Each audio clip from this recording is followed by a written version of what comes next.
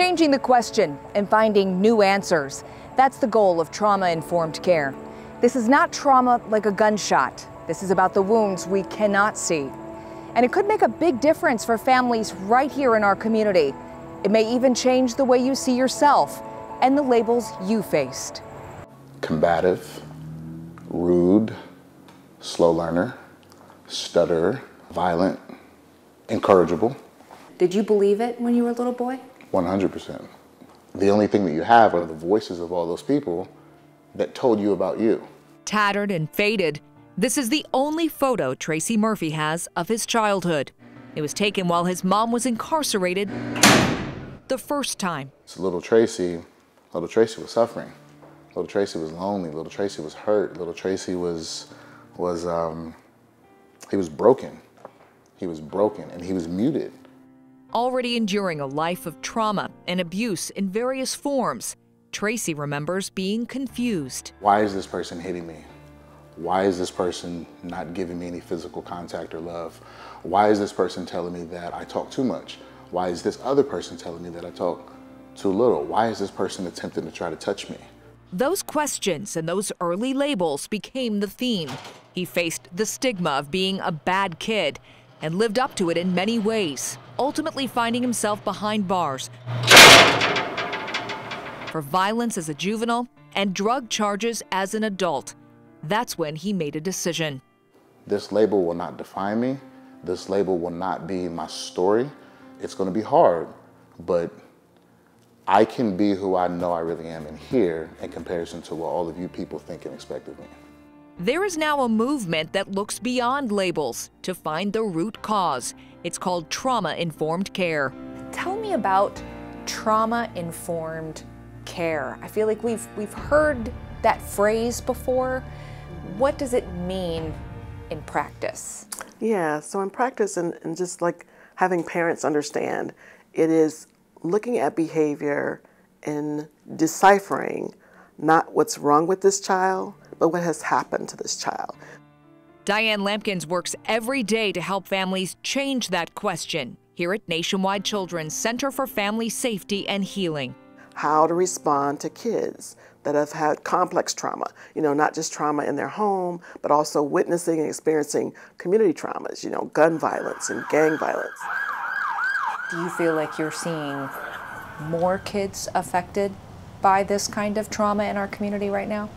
Oh, certainly. It's, pandemic. Since the pandemic, it has probably tripled.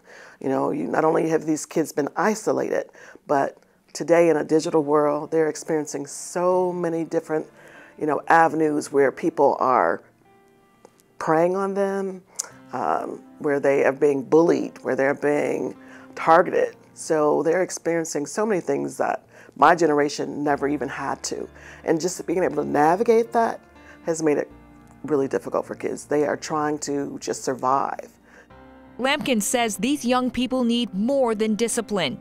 They need connection. Yeah, I think it's really important that, people understand that all behavior is communication and it's all so purposeful. And so that if you have a kid that is being aggressive, a kid that is being oppositional, that language is probably, it means that they need support, that they need connection, that they need love, they need someone to show up.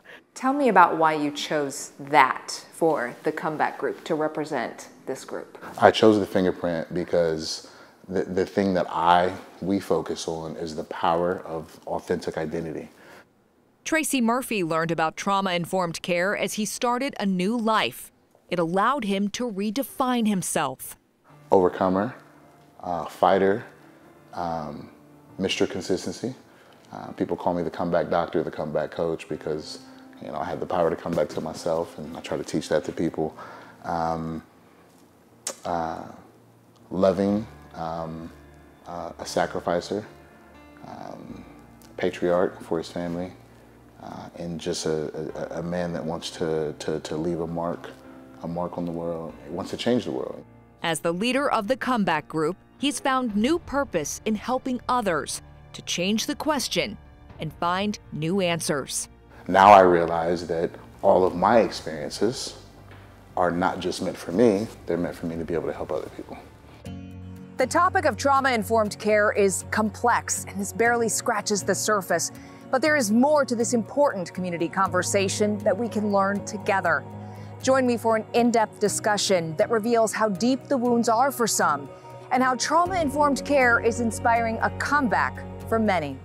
The Comeback Group is a passion project for you in so many ways. Talk to me about the work that you do with the group. Great question. So what we do, we take dreamers and underdogs and we help them to become champions, right? So the definition of champion is defeating all rivals and competitors in a competition, right? I believe that the biggest rivals that we have are the people that are outside of us, the things that are outside of us, social media, trauma, friends, peers, expectations from parents and others. So to be able to help people to understand that and understand at the point in their lives where you're coming back to who you really are. And well, the comeback itself is when you come back to realizing that I'm living my life on my own volition, my own truth, my own determination and motivation, and it's not for anybody else, and it's not at the behest or the expectation of anyone else. Where do we even start on a journey like that? Because there's not a person out there who couldn't use that reminder that they can get back to themselves, no matter the labels they have faced. Well, the first is really identification. You know, it's identifying, well, it's listening to the whispers, I call it. That little nudge, that little thing that's on the inside that's always nudging and telling people, this is not the right career. This is not the right relationship. This isn't where you need to be. This isn't the peer group that you need to be around, right? So it's inherent. The process is listening to the whisper first. And then once you're identifying it with yourself, well, that's the realizing part. And then from the realizing part, now you have to change what you know, right? You have to get information that feeds it, right? Feeds who you are. That's the piece. And then you also have to go through a process, or what I do is I send people through a process of understanding who they are. Now you've got to change the information or get information that's going to help you to start down that path. But then you also, here's the piece, you have to identify and accept the things that have held you back up to that point in life, whatever it may be. It could be the opinion of someone, it could be the expectation of someone, it could be trauma. Realizing those things and then going through the step work of pulling out that root. And then from there, you have to get around what's called a relatable model. You now see possible. And when you can see possible, now you start to believe. And then once you start to believe, now we take in another process, which is what's the path? How are we going to get there? And then we etch you out towards a path. And then the last piece, which is very important, which is a cadence of accountability. Because we can all want to do 1,001 things, but if we don't have anyone, people that are relatable, that's the piece, is the relatable piece, that's holding us accountable on a consistent basis, naturally we're going to fall back into the autopilot of simply just being ourselves. And oftentimes the piece of being ourselves is not the authentic version of ourselves.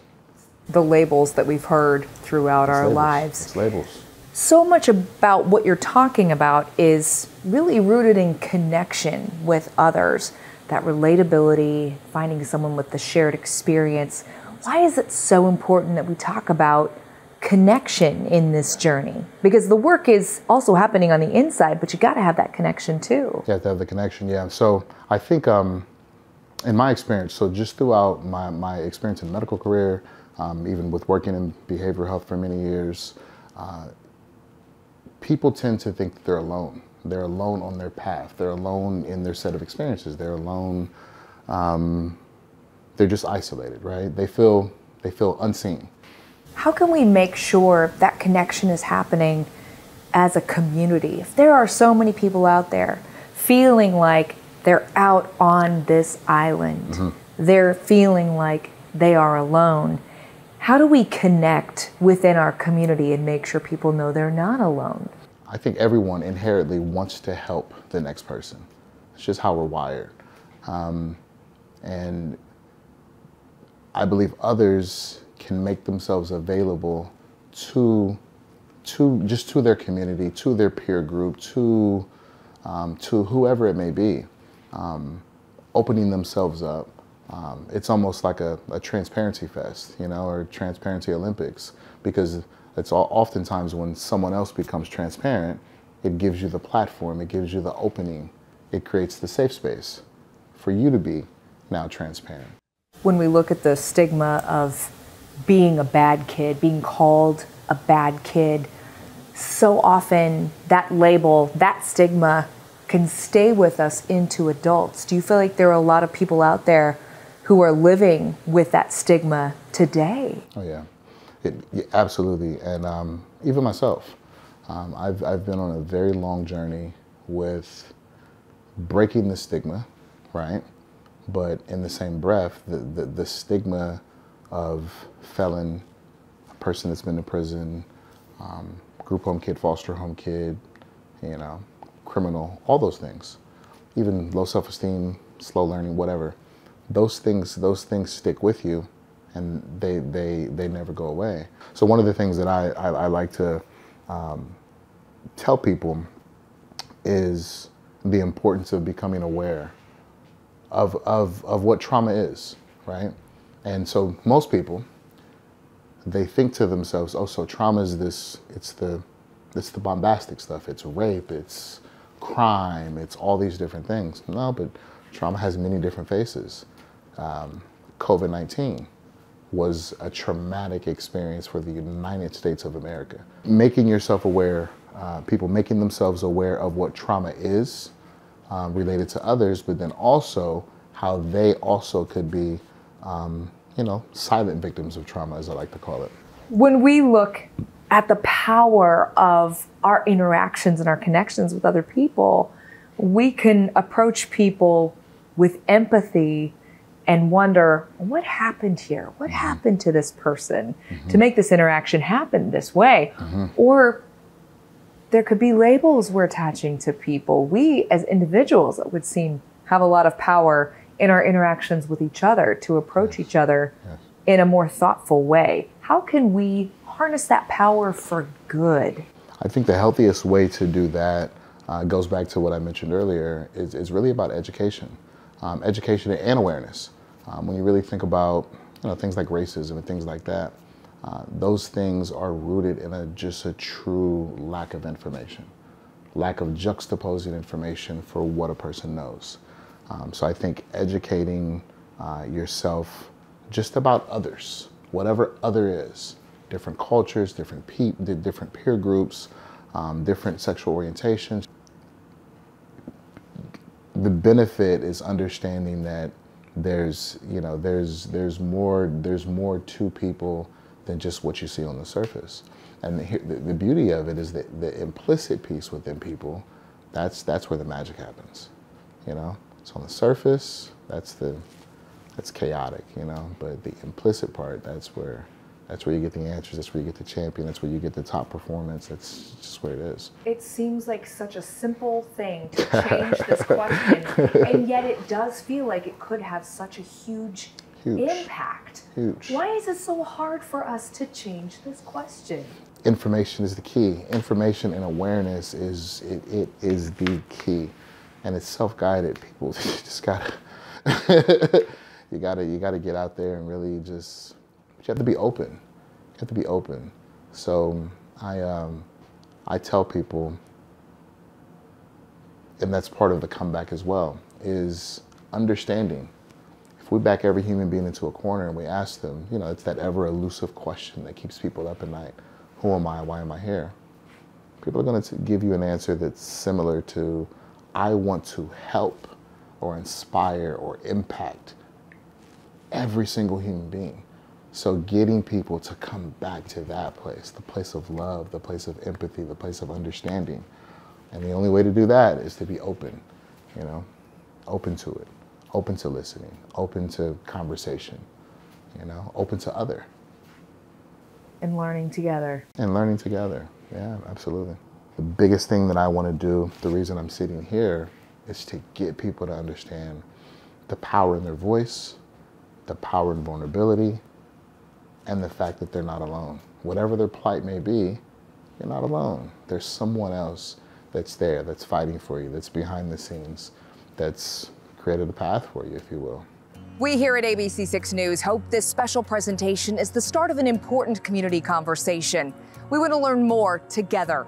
And if you heard something here that you feel could make a difference for you and your family, there is help. We have a stigma of, oh gosh, I hate to reach out because that means I'm ill-equipped. We're all ill-equipped. Nobody's wired to handle everything that comes at us, from grief and loss to changes in life. There's so much more to learn about trauma-informed care. We have links to help that are available from the Center for Family Safety and Healing with Nationwide Children's Hospital on our website. Just go to abc6onyourside.com. I'm Stacia Nucken. Thank you for watching.